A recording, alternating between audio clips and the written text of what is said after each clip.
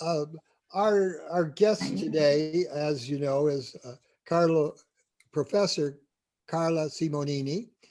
She is the founding professor of Italian American Studies and the endowed professorship of Paul and Ann Rubino at Loyola University Chicago. And as you know, all full disclosure, I played a role in raising the money and promoting this thing for 5 years. And we finally got it funded a few years back, and we hired Carla to carry on. And we're asking her to kind of reflect on her mission and her progress and her uh, plans for the future. And I know that a key number of our participants today uh, contributed in one way or another, and also can contribute in the future to be part of the program as it moves ahead in one capacity or another. Thank you, everybody. Dominic asked me not too long ago to sort of present today. And what I thought I would do is just give an overview of what we've been doing in the program for the past couple of years and some bumps in the road. I mean, we're still trying to grow it and attract students to it. So that I would say is our major challenge. Okay, there we go. Okay, so everybody should be able to see the slideshow on the screen. So on the left there, you see the promotional flyer poster that Dominic put together a number of years ago when he began fundraising for the program. And I love his slogan was, "Your past deserves a future." So my presentation today is talking about building the Paul and Ann Rubino Italian American Studies. And what I thought I'd concentrate on is our new and revised course offerings, because the first thing you need with a program is a curriculum to go with it. So I thought I'd walk you through the types of courses that we've been offering over the past couple of years. The first thing that we did was to make courses which Dominic developed and had been offered as special topics courses. So those of you who might not be familiar with university course offerings, a special topic is sort of a testing ground. A lot of departments have a number assigned to a special topics and allows them either to have a guest professor teach something that doesn't fit in with the regular curriculum, or to test out something, a new idea, and see how it fits. So Dominic had two courses, which I really consider sort of the anchors of the Italian American Studies program that had been offered on an ongoing basis as special topics. So the first year I was at Loyola, I worked together with the history department to create permanent course numbers for them. That means that these are no longer being periodically offered as a special topic, but they have a regular assigned course number. They're in the course catalog and they're regular course offerings. So this is wonderful. And here is the first one, the history of the Italians in Chicago. Such an important course. Again, Dominic developed it, and after he retired from teaching, we have a wonderful new adjunct professor, Pietro Lorenzini, who has been teaching it. And what you see on the right-hand side of the screen is a promotional flyer that we sent out to students. So the other thing, you have to create the courses, but you also have to populate them. You have to make sure you have students that go into them. So in conjunction with the history department, which has been a great partnership, we put together this flyer and it went out to all history majors and prospective students. And, for lack of a better word, you try to make your course offering sound sexy. Sexy is the word that they use. So you want to give them a little hook that draws them to you. So ours was Then and Now, Beyond Nonna Mobsters and Deep Dish Pizza, the history of the Italians in Chicago. And those are hot words, Nonna, mobsters, and deep dish. Yeah. Yeah, well, I said that was our sexy hook. So we did very well. The course was fully enrolled, and the last time it was taught. So that was, again, this is one of the courses that's now a permanent part of the Department of History. The second one, also developed by Dominic. Whoop, why am I not advancing the slide here? What happened? Okay. Okay, here it is. So this is the second course, again, also developed by Dominic, formerly offered as a special topics course, now a permanent course in the Department of History. And it's the Italian Americans in World War II. So again, you see it on the right-hand side of the screen, the promotional flyer that we put out to attract students to it. This is, rather focused, a little bit more narrow in focus. We had about 8 students sign up for it the last time we offered it. But Pietro Lorenzini is developing a following, which is also a part of how you build a curriculum. You have professors that students follow, as well as course offerings and topics that are of interest to them. So this is scheduled to be reoffered again next fall. But so these are our 2 anchor courses, again, developed by Dominic, that are now permanent parts of the history department. So this one's our World War II course. In addition to that, why doesn't this want to go forward? Okay, here we go. I felt that the program needed an anchor course. So it was approved as a minor before I was hired. That had to happen before they could bring in a person to direct it. They actually had to have a program that existed. But it was kind of cobbled together from existing courses, which is not a bad model at all, but I felt as though it needed a course to kind of draw the minor together. And this is a course I designed and developed, and it was approved by the curricular committee as an original new course. And it's the Intro to Italian American Studies. So Italian American Studies is an interdisciplinary field. So in this course, I tried to touch on all the different facets of study that come together to form the interdisciplinary program of Italian American Studies. So it looks at history, political science, social sciences, a little bit with psychology, popular culture, and my area, which is literature. And again, this was the flyer we put together for that, tried to make it interesting, putting some pictures there of, everybody from Dean Martin, Snooki, labor leaders. Again, we have to get Nonna in there with the lasagna. And here we have actually Tony Ardrizzoni's cover of his book, In the Garden of Papa Santuzzo. So trying to show different sides of the Italian American experience. So, and we've got polenta there. So we've got a lot, Oh, that's polenta. I was going to ask what that was in the center. Yes. We're trying to show North, South, Italy, Italian American, popular culture, cult fiction, cult, all those things there. So this course I offered last semester, and last fall, not this past fall, but the fall before. And I was pleased because it didn't end up getting promoted at all. It got dropped off the locus system. The Italian American minors suddenly disappeared from the website at Loyola. I don't know why. And I still ended up with 4 students. So the fact that they on their own found their way to this course by only looking at the course catalog is amazing to me.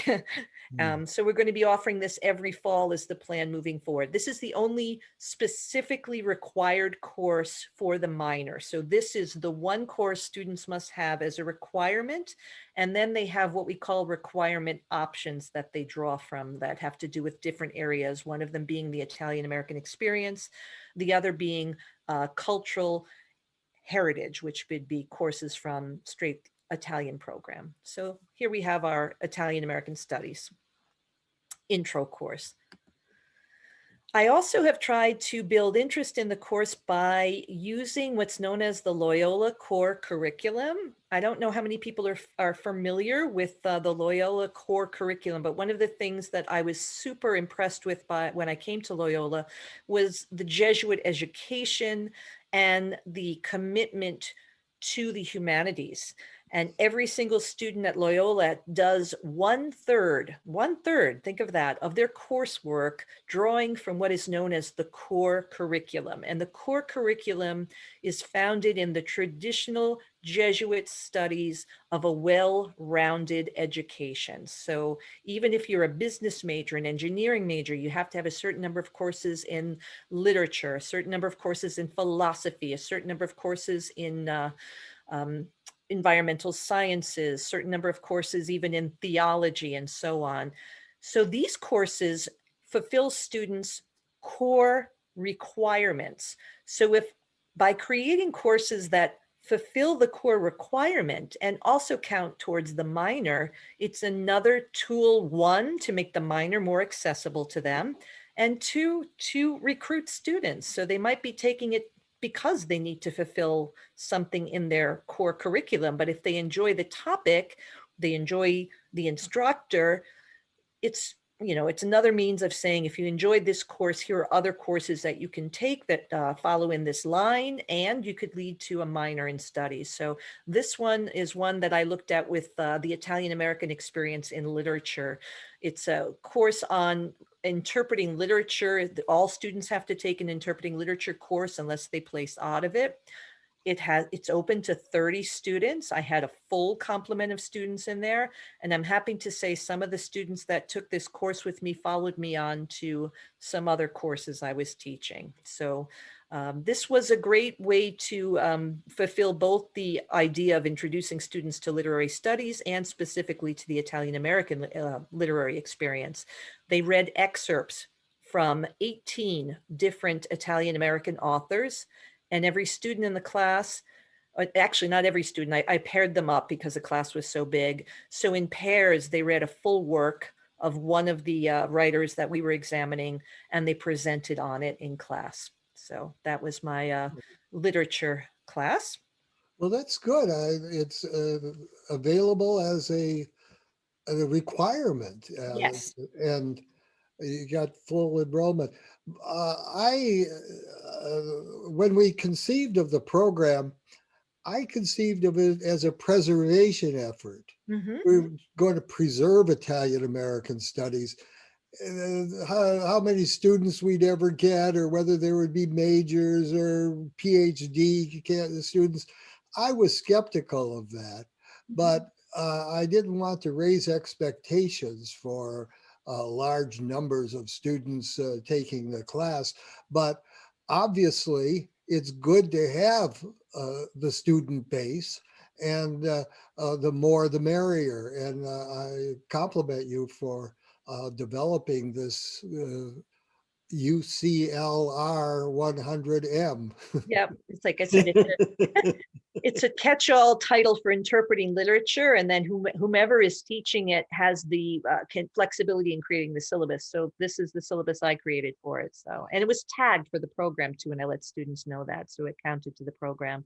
And I got to tell you, there were very few Italian American students in this class, and the ones that enjoyed it were not necessarily even the Italian American students. I had a lot of students that made other connections with the immigrant experience, that enjoyed the literature, that just had a good time with it. So that's another way of getting, our base is not necessarily just Italian American students. This program has meaning for students who are not necessarily of Italian descent. Here are some other ways I've used the core to build the program. This course is a permanent part of the Italian American Studies curriculum. And again, it's within the core. Students also need to take what's called a Tier 2 literary studies course. So this is a higher level literature course. So this particular course is Italian and Italian American women writers. I designed it as a comp lit course. I actually based it on an existing course that my chair, Susanna Cavallo, had used to teach in Rome. So it's now a permanent part of the Italian American Studies, and it's also a permanent part of the core curriculum at Loyola. So the students study 3 works by Italian women authors and 3 works by Italian American women authors. And again, I've taught this twice now, and the class has been full both times. And the same thing, students who aren't necessarily of Italian American background took a lot away from it. They enjoyed it. And I also attracted students who liked just Italian literature as well, because it was a comp lit class. It touched on both of those features. And the last course, the other thing that I want to do moving forward is to incorporate a study abroad component. And I was really proud of this. We put together what's called a J-term program. That's the 2 weeks in January. And we were going to partner with the University of Calabria and bring students on a 2-week experiential program The course again fulfilled a requirement within the core literature 280. And the idea was to look at the literature of Calabria and the literature of Calabrian Americans, in particular, looking at migrations in and out of Calabria. We got a great response to this, but we didn't attract enough students to have the program run the first time around. We needed 10, we ended up with 8. But I want to revisit this. I've been advised to reshape it into a summer program so that students can spend a longer period of time. And just before COVID hit, we submitted an application for what's called a fusion program. So a fusion program uses the John Felice Rome campus of Loyola, and it would bring the students in for the second summer session. They would do 2 weeks of intensive study on the campus of the John Felice Rome Center, and then 2 weeks on site in Calabria. I got very good response from the Rome Center about the prospects of going forward with that, but of course now everything's on hold. We don't even know that the Rome Center will be open this coming summer, given the uncertainty still with the COVID situation, especially in Italy. Carla, who is your Calabrian partner? Yes, Margarita Ganeri is my Calabrian partner. She is a professor of humanities at the University of Calabria, and she is done these types of programs with other universities to great success. So she offers her campus and many people that work with her. We had planned on bringing in as guest lecturers and people to help with visiting the different sites in Calabria. And I'm still in touch with her on a very regular basis. And, we just exchanged emails the other day about how likely it is that we can do something this summer. So that's been an important piece of collaboration. Yeah, you might, for the future, think about developing something in Sicily, knowing the strong feelings that Sicilians have and the number of Sicilians in the migration. Perhaps that might click. And Well, yeah. I mean, I uh, used to take students to Sicily. That was my study abroad program I ran when I was at Youngstown State University. So I have good contacts there, and I actually know quite a lot about study abroad in Sicily. I would love to do that. I think because Margarita came forward and offered this chance to do this program, and the strong Calabrian presence in Chicago, we went this route first, but that's definitely a possibility. Again, I think the idea that you can minor in Italian studies, if you study abroad on a program like this and earn 6 credits, towards a minor, which is only 18 credits, again, that's another way to build up our numbers, which, the administration looks at that. I'd like to be able to say we have people actually enrolled in the program and pursuing the minor. So the very last thing I have is what I ended up doing, even though we weren't able to run the study abroad program. I took the curriculum that I developed for it, and we turned it into, again, another one of these courses that also counts towards the core curriculum. So this is what I'm teaching in the current semester here. It's called World Masterpieces in Translation. The subtitle is The Immigrant Experience, and the students are reading a combination of literature by Calabrian authors and Calabrian American authors. And these are some of the works that we're reading. And of course, the Calabrian works are in translation. That's the other thing. It makes it accessible to students who don't speak Italian. So Corrado Alvaro, very, very important Calabrian writer from the early 20th century. His Revolt in Aspromonte, in Italian it's Gente in Aspromonte. Cesare Pavese, one of the most important 20th century Italian authors, The Political Prisoner. And these are some of the Calabrian American works. Umbertina, the multi-generational novel by Helen Barolini.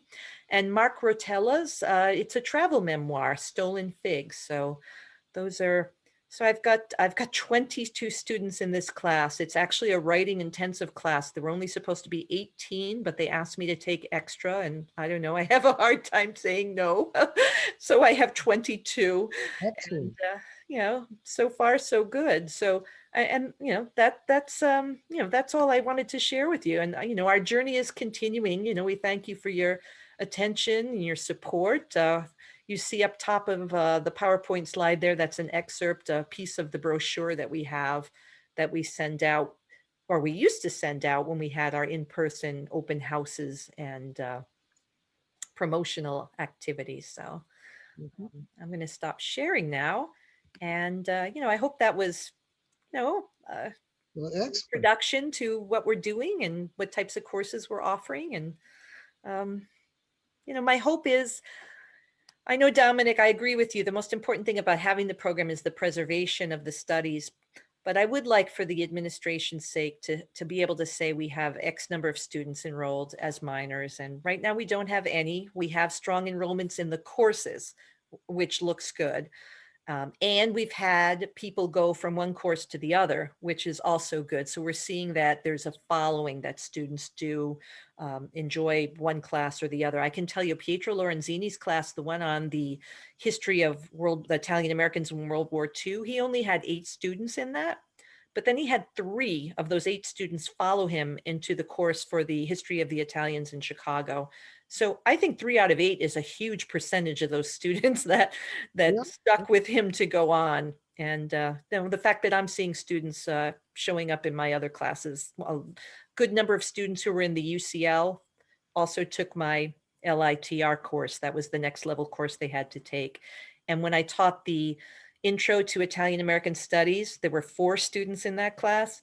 2 of them went on and took my LITR class that I taught the following semester. So Now, those are our successes, I like to say. yeah, we know about the COVID has put a damper on just about everything. It's really hurt a lot. It's kind of put the brakes in a lot of forward momentum. And Um, well, the other aspect of the program, I think, is outreach to the community, the Italian American and the general community. yeah. And I know that before COVID, there were a number of initiatives that we participated in. And if you'd like to discuss some of that, the outreach. Mhm.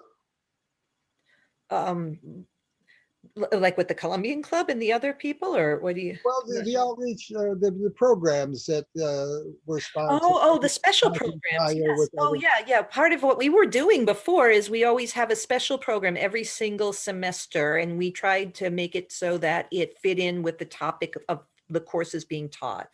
And we invited the public to those. So we had book, we had guest authors, we had a film screening, we had a play, we had a wonderful play of The Long Shadow that the Italian American Theater Company brought to campus and was a great success with Kathy's direction.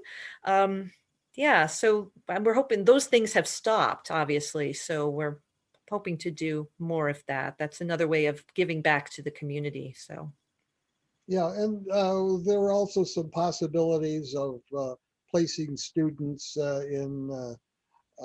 In internships, yeah, we had one internship that was all set up to go for the summer, and that, it was with one of the Italian American organizations, the Chicagoland Italian American Professionals. We had placed a student with them who was going to do some social media work, and of course, it didn't happen.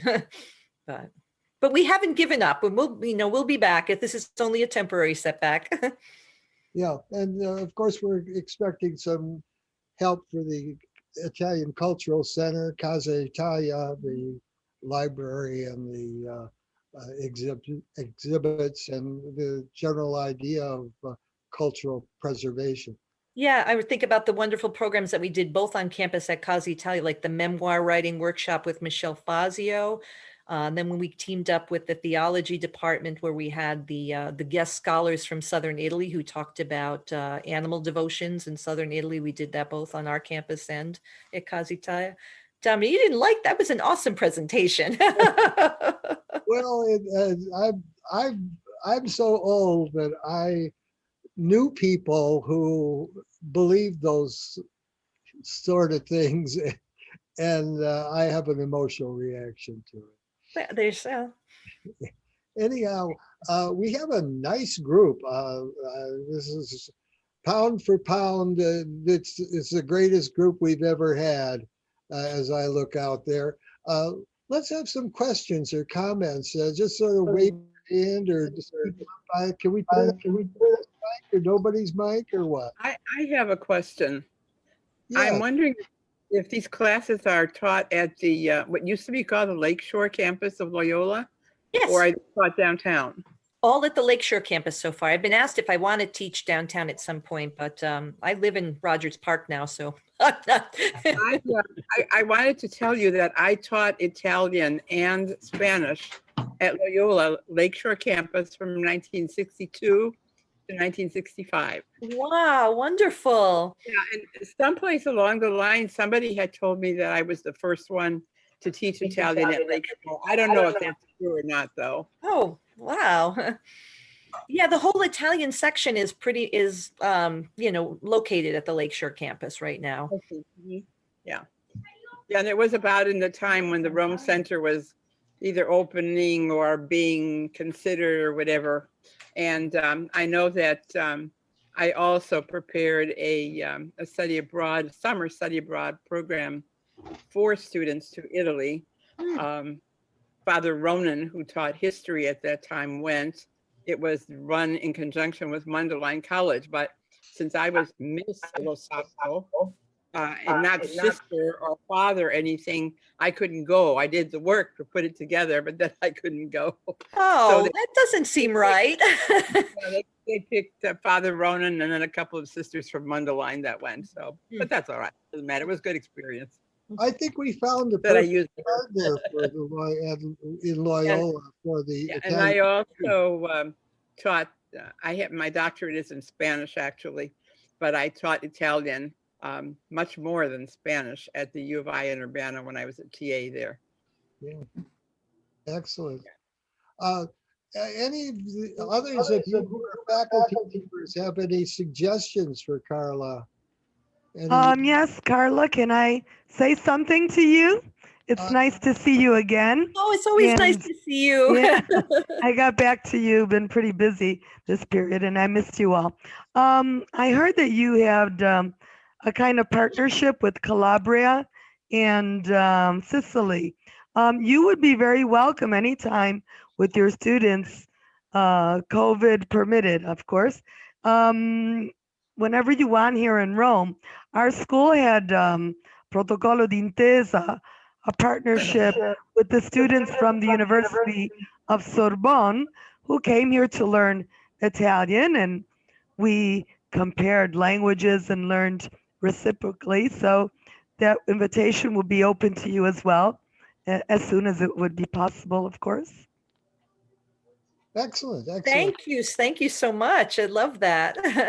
Yeah, I see this Zoom as a networking event for you folks to get to know each other better, so that you can do cooperative things that would enhance the program at Loyola and maybe your own program. Anybody else have a comment or question? Ed? May I ask a question? Sure. I really appreciate the exposition of Carla Simonini. May I speak in Italian? Sì. Ok. Sì, ma certo, complimenti. Complimenti Carla, ottima relazione, ottima esposizione dei programmi alla Loyola University. Io conosco la Margherita Ganeri, so che qui all'Università della Calabria c'è un gruppo molto interessante che si interessa della Italian American Studies. Io non faccio parte di quel dipartimento, ho fatto parte del dipartimento di economia, perché io ho insegnato statistica e demografia. La mia domanda è questa: come noi all'Università della Calabria teniamo dei corsi curriculari, per esempio statistica, calcolo delle probabilità, in inglese, ci sono dei corsi alla Loyola University per esempio di letteratura in lingua italiana, letteratura italiana in lingua italiana, ce ne sono? Sì, assolutamente ci sono. C'è un programma di italiano qui alla Loyola. Infatti ci sono i miei colleghi che insegnano a tutti i livelli, dai principianti fino a Dante, no? Ci sono corsi di letteratura e insegnati nella lingua italiana. Sì, sì, sì. E poi ci sono, il problema è che ci sono pochi studenti che sono competenti, che possono seguire un corso di letteratura in italiano. E perciò io insegno questi corsi in traduzione che permette a quelli che forse non sono al grado di studiare Dante o Boccaccio nella lingua, almeno hanno la possibilità di leggere, di approfondire un po' almeno le tematiche, anche se il linguaggio viene perso. Sì, assolutamente c'è. Bene, Well, bene, one bene. of the Complimenti. challenges of Italian American studies is to keep it Italian American. And many of the teachers of Italian American studies began as Italianists only and as Italian Americanists on the side or whatever. And they get pulled into, I was always afraid that they would get pulled into teaching only Italian or going from Italians in Chicago to Dante. Dante is fine, but our purpose here is to illuminate the history of Italians in America. Questions, comments? Angeline, you look like you want to ask a question. I could tell you a lot. First of all, congratulations to Carla and also Dominico for doing this program. You know, I did a study perhaps about 10 years ago, a comparative study on Greek and Italian Americans in Chicago. And if you ever would like me to present it, your people came way ahead because of these university Italian programs, which also raised the level of how many Italian Americans are studying the Italian language. In the Greek community, many of the Greeks went to school as young children and learned it. And there are many different things. I don't want to go into this now, but what you're doing, especially trying to do a study abroad. Unfortunately, study abroad program, they're wonderful, but the students need money. I've taken students to Greece from North Park. Our students are really poor. Yep, that was one of our big problems. I'm sorry. Yeah. They said our program was too expensive for the J term. And it was as close as we could have cut it. None of us were taking salaries or anything. So a suggestion for you, because we've done it in the Greek community, is to get like scholarships, to get individuals who will sponsor, kind of do like a what the Jewish community has done, where they take so many Jewish Americans to Italy. It doesn't have to just be for the Italian Americans. It could be anyone who's interested in Italy, and you start off small and just say, we're giving 10 scholarships, and you go to the Rome campus, which I've been to. This is my alma mater, Loyola. I got my PhD at Loyola, so I love the school. And I mean, start off small, and then you can eventually maybe even bring some of these students into your program. But unfortunately, a lot of it is the money, and it's not easy. But there are people out there that if you explain it to them, I think they're generous. There's generous people out there, as you know. Yeah, thank you. Thank you. I know we've done some, Frank DiPiero is on. I saw his name come by. So we've tried to do some of that with the Calabrian program, and we hope we, again, when we're able to get out in the community more. But you're absolutely right. It is a question of money. And another idea, do you do any of these classes online? They have to be undergrad students. I mean, I think a lot of adults would like to just take a class. They're interesting. I know a lot of people have asked me that. And up until this point, Loyola's told me no, but I've been teaching online now since last March. So we all have. It can be done, so why not? Yeah. We've become experts for it. Before we didn't want to do it, but I think throughout the country, people could be taking these classes online. Do you record the programs? I record my Zoom meetings, but it's only because the students are involved. We're not allowed to release them outside of campus. Yeah. Oh, okay. For FERPA, yeah. Ed had a question. Ed, are you there? Carla, one course I took some years ago that I found really attractive and learned a lot was Italian food and Italian culture. not recipes, not cooking, but the combination of regional foods and the region and the history and the culture. And do you put any of that in your courses, or do you have such a course, or have you given that thought? Yeah, there's a course which right now is only taught on the Rome campus, but again, it was online this year, so people took it anywhere. It's called Italian Food and Wine, and it's one of the courses that our minor is broken down into different areas, and one of the areas is cultural heritage, which refers more back to Italy, and it is one of the cultural heritage courses that students can take towards Okay. the minor. Okay, thanks. Yeah, I would love to take that myself. It was great. Yeah, no, it It sounds. was excellent. We had a great teacher, and it was Where quite good. did you take that, Ed? Was it? Took it at Providence College with Oh. Professoressa Maria Mansella, Okay. who's been teaching for years. And so she would change the theme of the Italian courses because students were in and out with we old timers, if you will.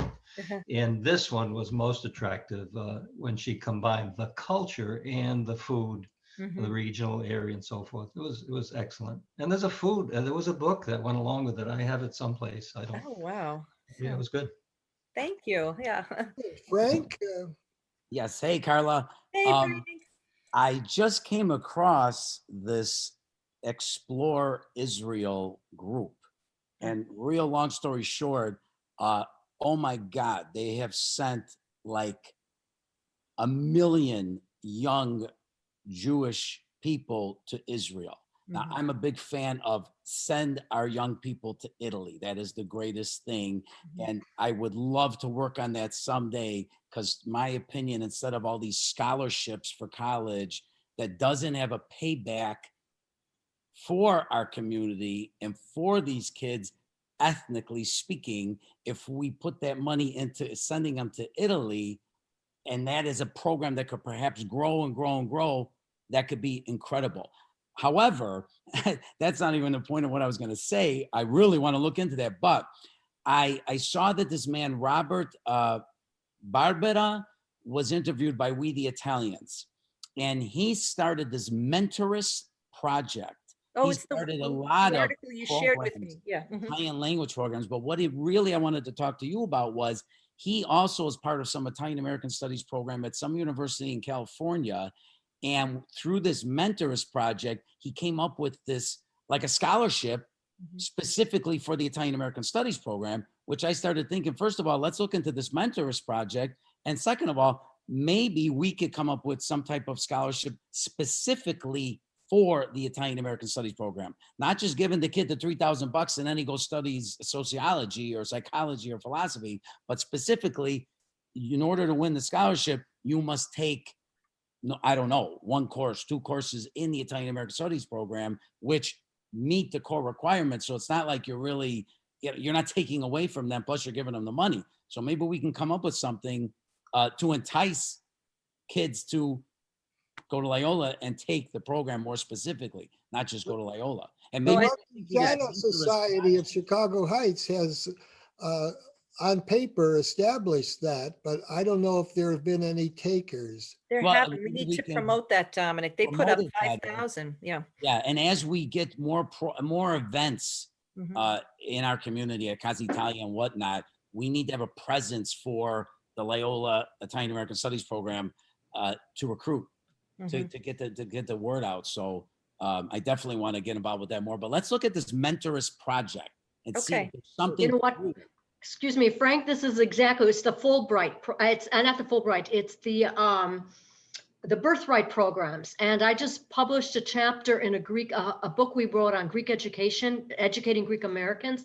And I was on a committee doing this for the Greeks. And every year we send out Greek Americans to Greece, and it's gotten to the point we have mentorships. Like, if you want any information, I'll be glad to share. I would love it. I would love it. 'Cause I'll be honest with you. Yeah, I'll put my email here, and yeah, it's amazing what the Jewish community has done. They have special programs for doctors, for lawyers, for cooks, for you name it. I mean, we know they have a lot of money there, but our program has grown so big that we started off with just a small handful, like I was telling you.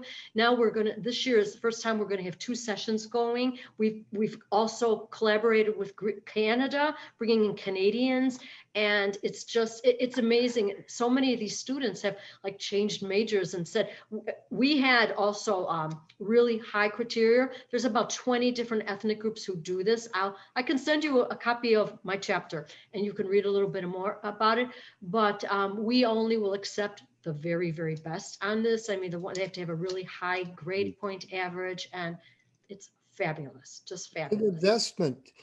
And Angela, while I'd love to have a copy of that chapter as I'll well. send- So, you know, the Jewish community is always they're like the benchmark because they're the best at doing that. You know, I saw a survey, they were trying to look at NIAF's program in terms of its overall effectiveness. And that was who they were comparing it to in terms of Right. how it affected the young people's connection to their ethnic heritage and how it changed what they planned on doing after they came back on the trip, so yeah, definitely. I'd love to read that. Well, Thank you. Frank and Carla are on the screen. I want to mention the project you worked on, the Columbus podcasts. Yeah. Mhm. Tell us a little bit about them. Go ahead, Frank. I'm talking a lot.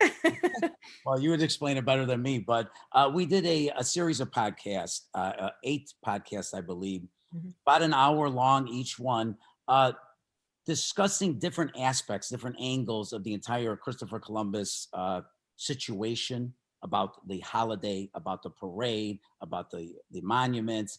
And we interviewed people locally in Chicago. We interviewed a professor from University of Genoa in Italy. We interviewed a professor at the University of Paris that was an Italian-American studies expert. Yeah. It was very interesting. We interviewed people that opposed Christopher Columbus. We interviewed people that gave us the history of Christopher Columbus. So it was very interesting. It is on my website, ItalianAmericanLife.com. It is also on the Loyola University. Carla, what would they exactly? It's hard to find because Loyola's website, quite frankly, is not very good. But I can send the link. It's in our department, but it's under the language lab. So, but if you search Loyola's website under Columbus series, you find it. So, Okay. Or my website, ItalianAmericanLife.com. I think it's easier to find all on of our Frank, to be interviews. honest. Yeah. And our long-term plans with that, I was talking with colleagues, they had suggested, I haven't even talked to Frank about this yet. They said we should go to WBEZ and tell them we have all this footage, all this recorded things, and that maybe they can help us edit it down into like a 1-hour program that synthesizes a lot of the information. So that was something longer term, like next year for Columbus Day, we can use as an educational tool. I know you must have questions. Wave or just speak up.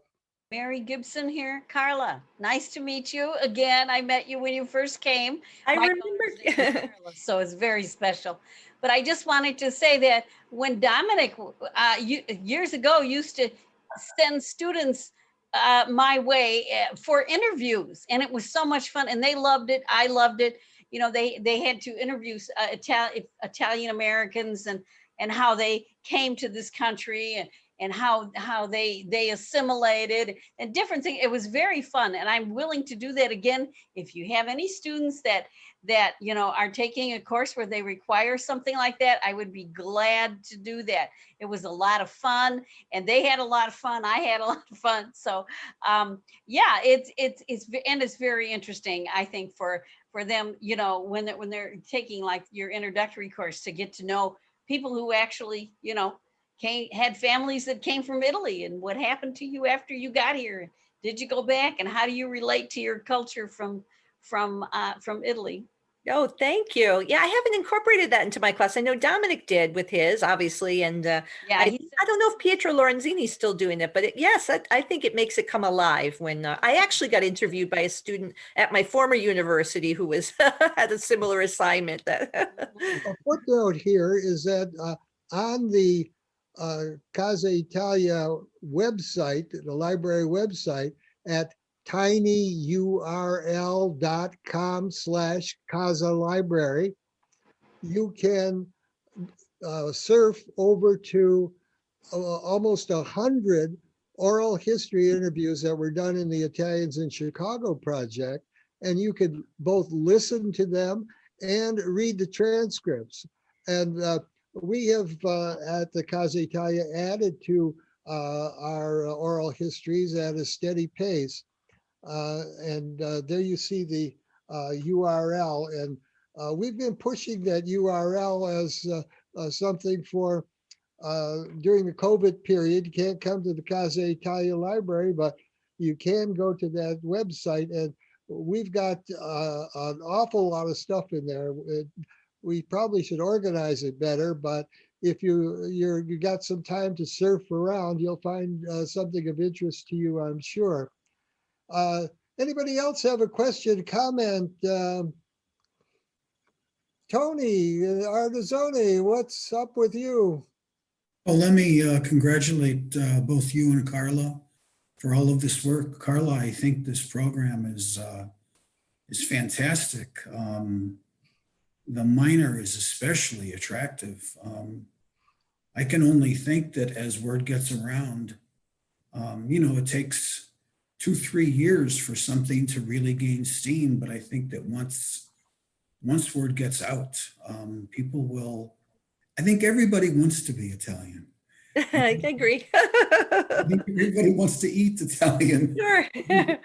I think everybody wants to speak Italian, and I think that once word spreads around the student community, I think you'll be looking for more. You'll be looking for more faculty to teach more of these courses. But I think the courses are really magnificently organized and very sensible and coherent.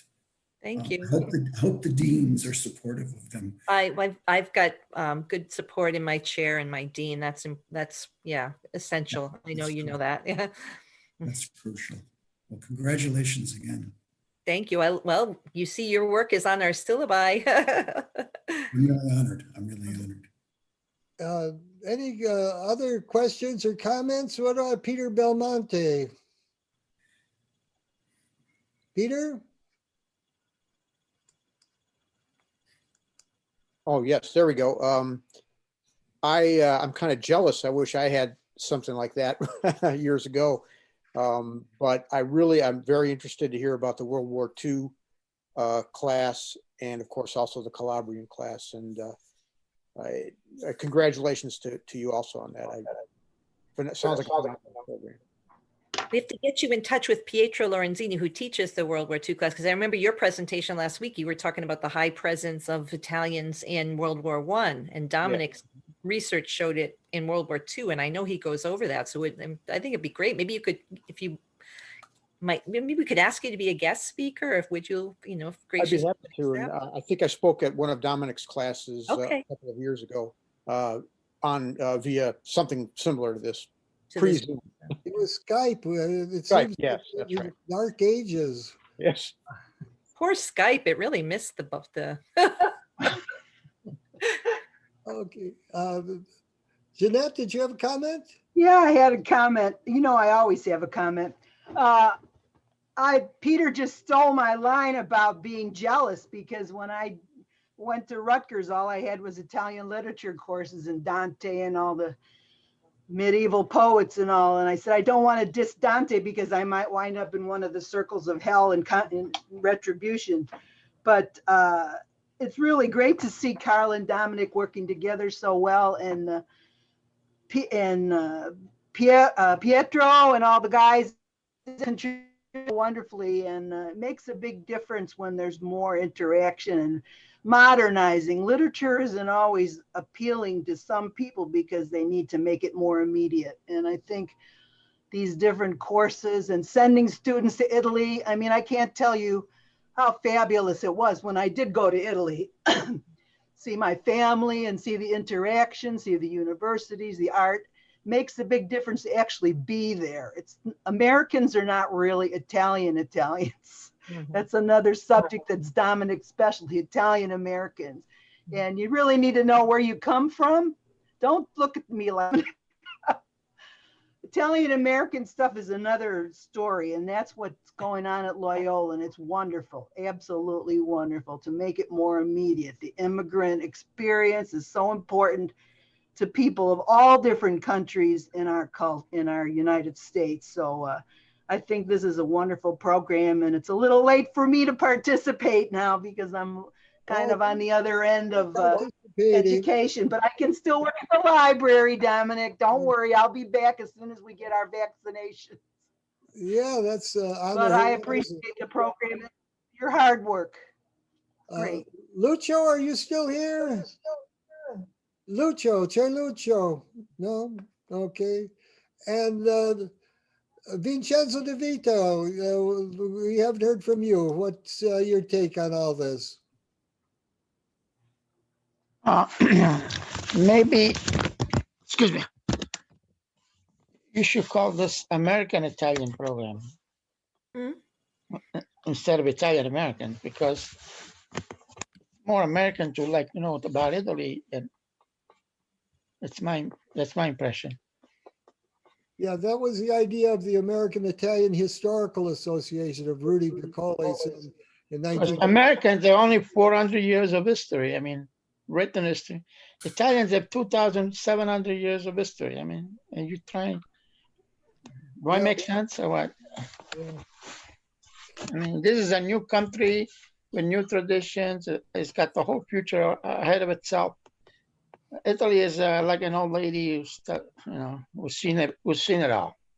Well, there's a whole work of scholarship about whether it should be Italian American, American Italian, whether it should be hyphenated, whether it should be a slash. My preference, no punctuation between. So me too. It's a debate. Okay, well, we've come to the end of our time, and we'd like to thank Carla Simonini for being our guest, and we have all sorts of good wishes for her and for the program. And if you have a parting message, Carla, this is the time for it. Oh, no, I just want to say thank you to everyone. This has been and thank you, Dominic, especially, organizing this group and everything else you do. So it's my passion, and it's fun. So thanks everybody. Appreciate your time. Ciao, ciao. Let's give a hand. Arrivederci. Arrivederci.